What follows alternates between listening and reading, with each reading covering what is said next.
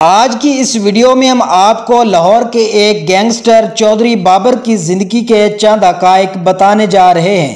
چودھری بابر لاہور کا رہائشی تھا۔ چودھری بابر نے پراپرٹی کے کام سے اپنے کاروبار کا آغاز کیا۔ ایک زمین کے تنازع پر دشمنی مشہور زمانہ پولیس انسپکٹر نوید سعید پٹھانہ اور پراپرٹی ڈیلر کے ساتھ پروان چڑھی۔ انسپکٹر نوید سعید کی شہرت کی وجہ مشہور زمانہ بدمعاش ملنگی کو قتل کرنے سے تھی۔ انسپکٹر نوید سعید جیل میں پیدا ہوا۔ یہ بھی سننے میں آیا ہے کہ انسپکٹر نوید سعید نے اس وقت صدر آصف علی زرداری پر بہت تشدد کر رکھا تھا۔ اسی وجہ سے انسپکٹر نوید سعید آصف علی زرداری کا دشمن ہونے کے ساتھ ساتھ آپ چودھری بابر کا دشمن بھی بن چکا تھا۔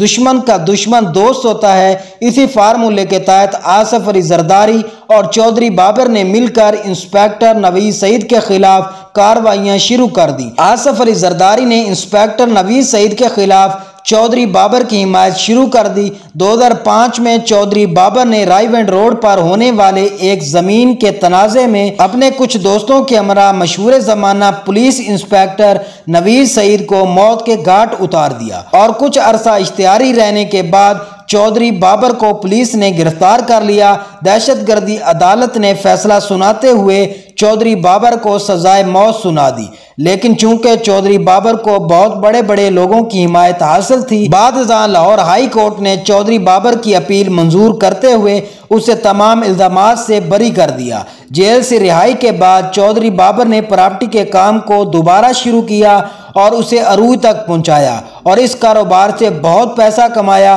ہائی کورٹ کے فیصلے کے بعد مدعی نے سپریم کورٹ میں اپیل دائر کر دی، جسے منظور کر لیا گیا اور کچھ عرصہ قبل ہی اعتزاز احسن کی وکالت نے چودھری بابر کو انسپکٹر نوید سعید قتل کیس میں عمر قید کی سزا سنا دی گئی۔ چودھری بابر کو اپنی سزا کا پتہ چلا تو وہ فوراً فرار ہو گیا اور بیرون ملک میں چلا گیا۔ وزارت داخلہ کی طرف سے وارنٹ گرفتاری بھی جاری ہوئے۔ چودھری بابر کے دو دوست تھے، ایک شانی اور ایک شوکت۔ شانی کو 2012 میں گرفتار کر لیا گیا، لیکن شوکت بیرون ملک میں فرار ہونے میں کامیاب ہو گیا۔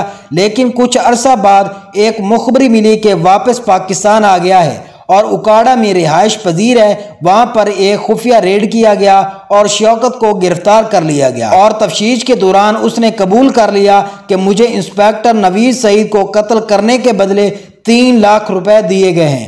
مزید ایسی ویڈیو دیکھنے کے لیے ہمارے یوٹیوب چینل مسٹر پل خان کو سبسکرائب کر لیں اور بیل کے آئیکن پر کلک کر لیں تاکہ آنے والی مزید ایسی ویڈیو بآسانی آپ تک پہنچ سکے۔